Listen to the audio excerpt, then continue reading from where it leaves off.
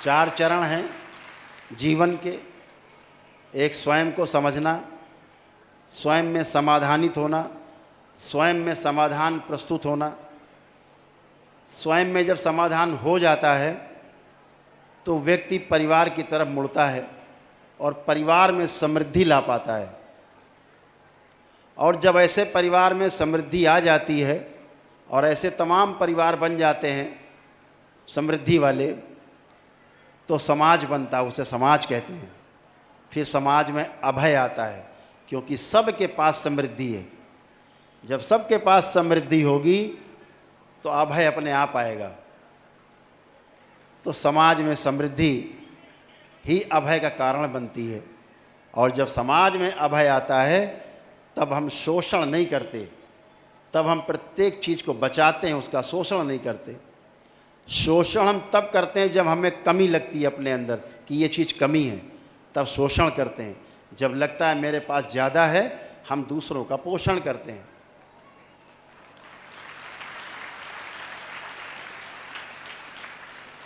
शंकराचार्य जी ने गृहस्थ जीवन को नहीं जाना था। जब वो शास्त्रार्थ करने निकले पूरे देश में भ्रमण के लिए,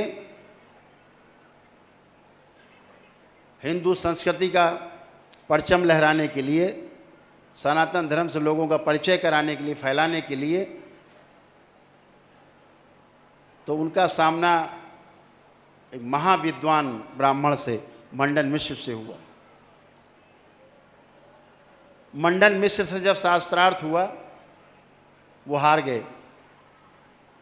तो उनकी धर्म पत्नी ने कहा, नहीं अभी नहीं हारे, ये तो अर्धांग है हमारा, हम अर्धांगिनी हैं, अभी आधा शरीर तो हारा ही नहीं है, अभी मुझसे शास्त्रार्थ करो। तो शंकराचार्य जी, आदि गुरु शंकराचार्य जी थे, उन्होंने कहा हम तैयार हैं। तो उन्होंने गृहस्थी से संबंधित सारे प्रश्न किए, पति पत्नी के संबंधों के बारे में तमाम प्रश्न किए। अब उनको तो बेचारों को पता ही नहीं था, वो तो बहुत छोटे में सन्यासी हो गए थे, तो हारते बचे। तो उन्होंने कहा 1 महीने का समय चाहिए। इसके बाद वो वहाँ से गए, उन्होंने शरीर छोड़ा और एक राजा के शरीर में, जिसकी मृत्यु हो गई थी, उसमें प्रवेश करके, परकाया प्रवेश करके, राजा के शरीर को जिंदा करके स्वयं उस शरीर में रह करके उन्होंने सारे राजसी सुख भोगे और गृहस्थ जीवन को पूरी तरह से समझा। फिर आकर के लौटे और उनकी धर्म पत्नी को, मंडन मिश्र जी थे, उनकी धर्म पत्नी को आकर के सारे सही सही जवाब दिए, तब वो जीत पाए।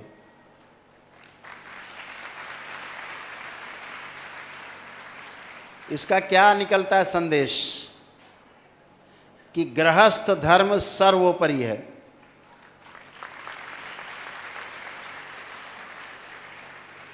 गृहस्थ धर्म सर्वोपरि है। गृहस्थ धर्म से बढ़ करके कोई धर्म नहीं है। इसीलिए दरबार परिवार परंपरा को सबसे आगे और सर्वश्रेष्ठ मानता है। जिसने अपने परिवार को नहीं जाना, परिवार को नहीं समझा, वो समाज को क्या दे पाएगा? कुछ नहीं दे पाता। बड़े दुख के साथ कहना पड़ता है, अब ये महाकुंभ में रहे, बाबा का जन्म दिवस है तो यहाँ है, अपने लिए यही पूर्ण महाकुंभ है, बाबा का दरबार है, जन्मदिन है।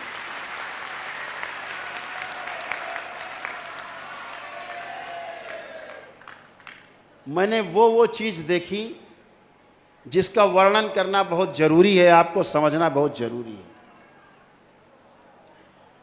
धर्म के सर्वश्रेष्ठ गुरु माने जाने वाले लोग जाति पाति के बंधन में ऐसे बंधे हुए हैं कि छोटा सा गांव का आदमी नहीं बंधा हुआ, इतना बंध गए हैं।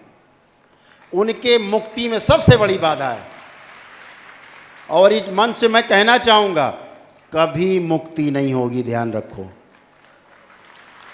जो जाति पाति सीमा देश के बंधन में बंधता है वो कभी आगे नहीं जा सकता। आप बंधन अपना स्वयं बांध लेते हैं।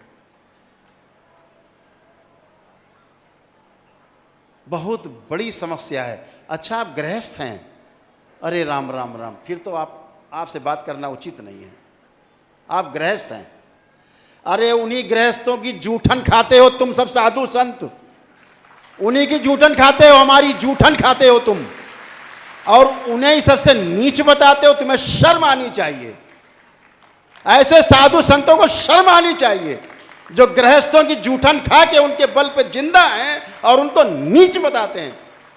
राम हो, कृष्ण हो, बुद्ध हो, महावीर हो, जितने महापुरुष हो, शिव हो, विष्णु हो, महे कोई हो, ब्रह्मा हो, सब परिवार परंपरा का पालन करते हैं, उनकी पूजन करते हो जो गृहस्थ धर्म का पालन करते हैं, और गृहस्थों को नीच समझते हो। तुमसे बड़ा नीच कोई भी नहीं है, नीचता की हद है। तुम सब गुरु नहीं, गुरु घंटा लो। तुम्हारी पोल खोलने के लिए इस दरबार का जन्म हुआ है।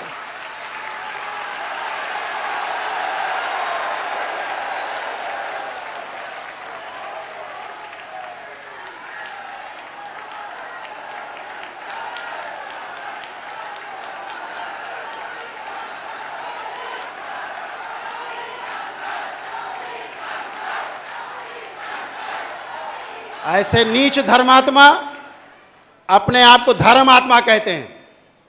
किसी पद पर बैठ जाने से आप धर्मात्मा नहीं हो जाते, अपने कर्मों से, अपने आचरण से धर्मात्मा बनते हो, बातों से नहीं।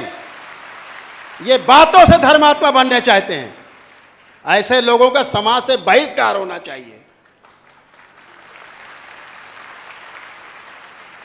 बहुत गहरा दुख होता है सुन करके जब ये कहते हैं अरे वो तो गृहस्थ है। अरे ये तो गृहस्थ है, तुम सन्यासी बने हो, उसी माँ के कोख से पैदा हुए हो, उसी माँ के रक्त से पैदा हुए हो। गृहस्थ नहीं होते तो तुम पैदा नहीं होते धरती पे। शर्म आनी चाहिए। उसी माँ को गाली देते हो, माँ के परिवार को गाली देते हो, तुम्हें शर्म आनी चाहिए। तुम साधु संत महामंडलेश्वर कहने लाने के लायक नहीं हो। तुम लोग पद लेने से कोई बड़े धर्मात्मा नहीं बन जाओगे। तुम न धर्मात्मा हो न ज्ञानी बन जाओगे। अज्ञानी हो, अज्ञानी रहोगे। जिस प्रकार जीते थे गांव में जाति पाति में, आज उससे ज्यादा भयंकर जाति पाति का जहर लेकर के जी रहे हैं। ये मैंने पूरे महाकुंभ में देखा है। सड़े गली मानसिकता के लोग, सड़ी गली मानसिकता। ये संत हैं, ये साधु हैं जो गृहस्थों को गाली दें। राम भी गृहस्थ थे, उनके तलुए क्यों चाटते हो दिन रात? कृष्ण गृहस्थ थे, तलुए क्यों चाटते हो दिन रात कृष्ण के? वो भी गृहस्थ हैं। तब तो तलुए चाट के, भजन गा के, उनके कथावाचक बन के, ताता थैया करके आप उनका जूठन खाते हो और उन्हें सबसे नीच बताते हो। शर्म आनी चाहिए तुम सबको।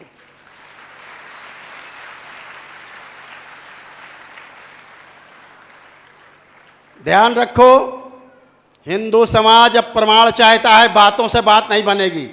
प्रमाण देना होगा। अगर तुम धर्मात्मा हो तो तुम्हारे आचरण से प्रमाण मिलना चाहिए। अगर तुम मानव को मानव नहीं समझते, जाति पाति में, गोरे काले में बांटते हो, छोटे बड़े अमीर गरीब में बांटते हो, सन्यासी और गृहस्थ बांटते हो, तो तुमसे बड़ा कोई नीच और अज्ञानी कोई हो नहीं सकता। दरबार ये घोषणा करता है कि तुम अज्ञानी हो। और तुम्हारी सबकी पोल खोलने के लिए इस दरबार का जन्म हुआ। ध्यान रखो।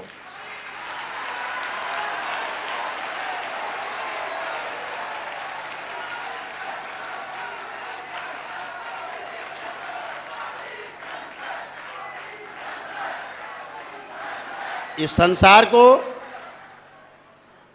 भारत को, पूरे विश्व को अगर किसी ने दिशा दी है तो गृहस्थ लोगों ने दी है।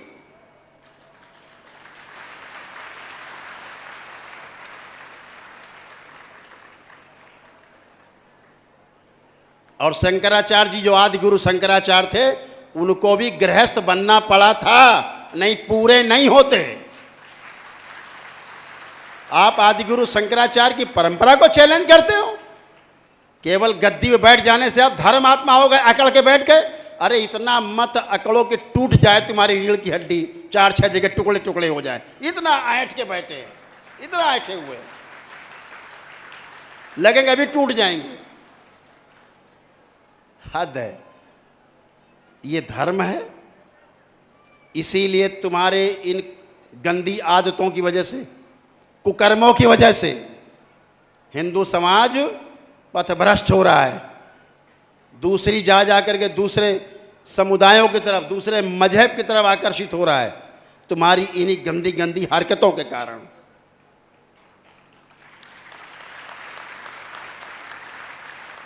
कहना यही चाहते हैं आप सबसे, आप गृहस्थ होकर के अपने आप को नीचा नहीं समझना है, इन सन्यासियों से अपने आप को ऊपर समझना है। आप इनसे ऊपर हो।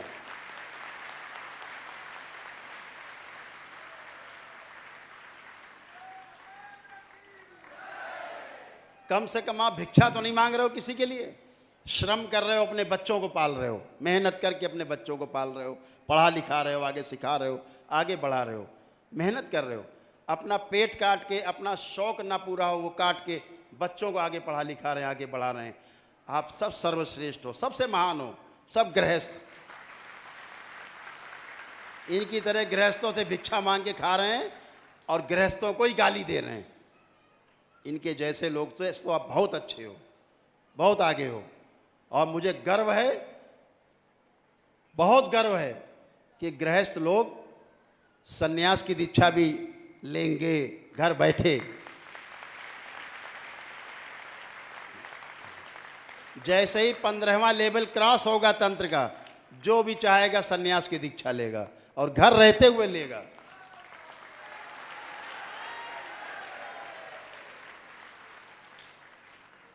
अभी मंत्र दीक्षा होती है, तंत्र दीक्षा होती है।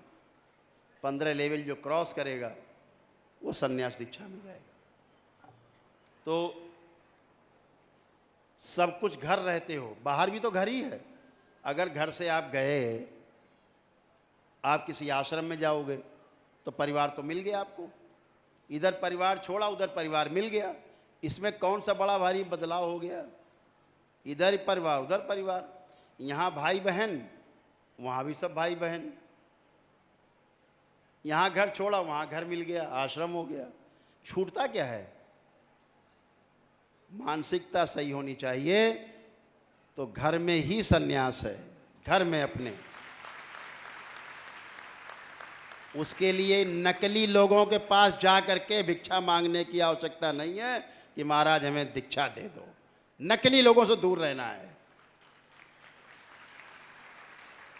ये नकली लोग समाज को भ्रमित कर रहे हैं। पद की लड़ाई में, केवल पद की लड़ाइयां लड़ी जा रही हैं।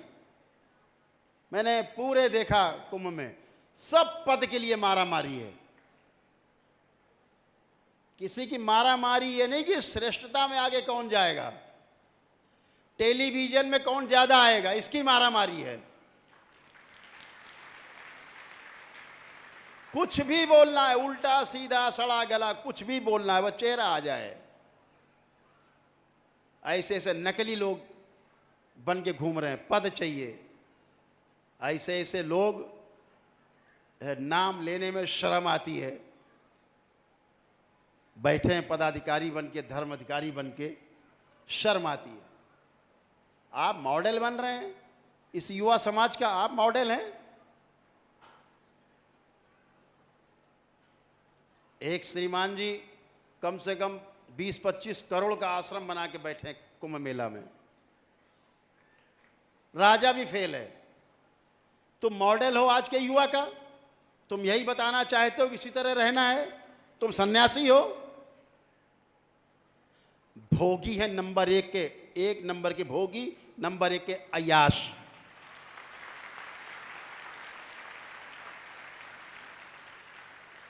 अपने जीवन काल में परिवार में खाने के लाले थे, देखा तो पागल हो गए, सोना चांदी लाद के घूम रहे हैं, सोने चांदी के महल बनाने में लगे हैं।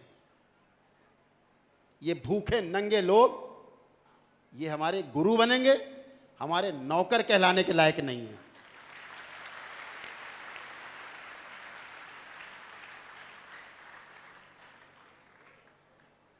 हमारे ऋषि मुनियों ने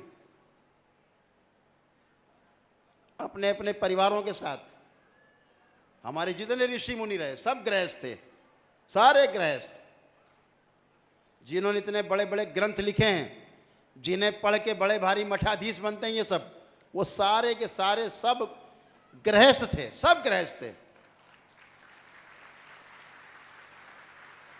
और एक बात और बता दें, इसमें से 95% लोग ब्राह्मण नहीं थे। जितने ऋषि मुनि हुए 95% से ज्यादा लोग ब्राह्मण थे नहीं, ब्राह्मण अपने आचरण से ब्राह्मण हुए, वो पैदाइशी ब्राह्मण नहीं थे।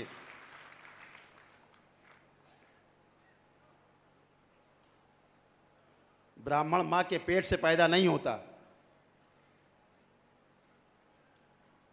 पंडित मां के पेट से पैदा नहीं होता, क्षत्रिय मां के पेट से पैदा नहीं होता,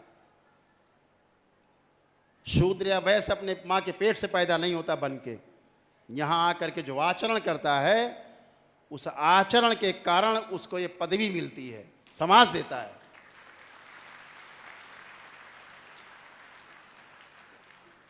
इस समाज ने कभी जाति पात का भेद नहीं किया, योग्यता को सम्मान दिया हमेशा। योग्यता रही है तो इस समाज ने झुक करके सम्मान दिया है, चाहे ब्राह्मण क्यों ना रहे, उन्होंने सम्मान दिया है। इस समाज ने, हिंदू समाज ने कभी कमी नहीं रखी, अपने को जाति पात के बंधन में नहीं बांधा, सब तोड़ा है इसने। लेकिन जब ये बैठ जाते हैं गेरुआ पहन के, तो इनकी बुद्धि घूम जाती है, फिर ये जाति पात बनाते हैं बंधन।